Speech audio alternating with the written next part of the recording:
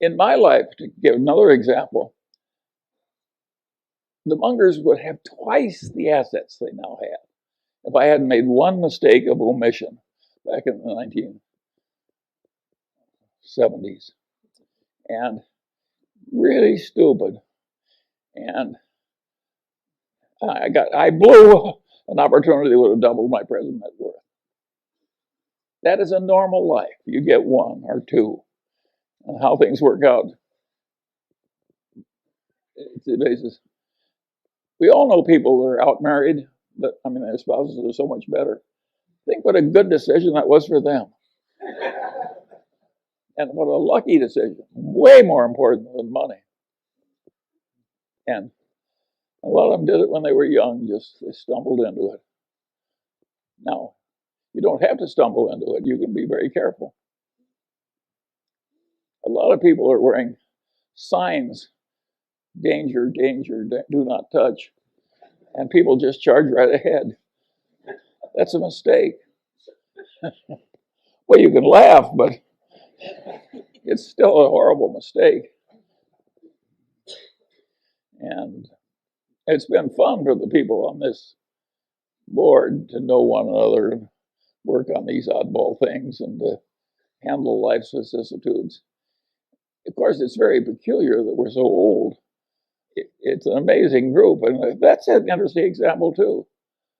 Imagine being as old and as impaired as I am and having a pretty good time. How does that happen?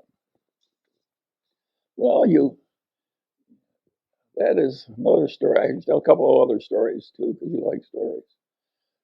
Here's an apocryphal story that is very instructive. A young man comes to visit Mozart.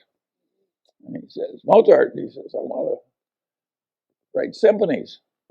And Mozart says, how old are you? And the man says, I'm 23. And Mozart says, you're too young to write symphonies. And he says, but Mozart, he says, you were writing symphonies when you were 10 years old. And Mozart says, yes, but I wasn't asking other people how to do it. Now there's another Mozart story. Here's the greatest musical talent maybe that ever lived. And what was his life like? Well, he was bitterly unhappy and he died young. That's the life of Mozart. What the hell did Mozart do to screw it up? Make himself, well, he did two things that are guaranteed to create a lot of misery. He overspent his income scrupulously. That's number one. That is really stupid. And the other thing was he was full of jealousies and resentments. If you'll overspend your income and be full of jealousy and resentments, you can have a lousy, unhappy life and die young. All you've got to do is learn from Mozart. You can also learn from that young man who was asking Mozart how to write symphony. The truth of the matter is that not everybody can learn everything. Some people are way the hell better. And of course, no matter how hard you try, there's always some guy that achieves more. Some guy or gal. And my answer is, so what? Does any of us need to be the very top of the whole world? It's ridiculous.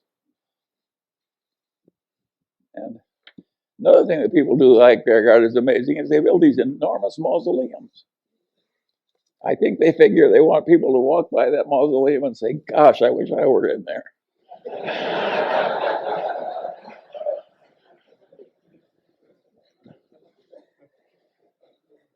Anyway, you can see we've had some fun as we go along. And it's worked so well.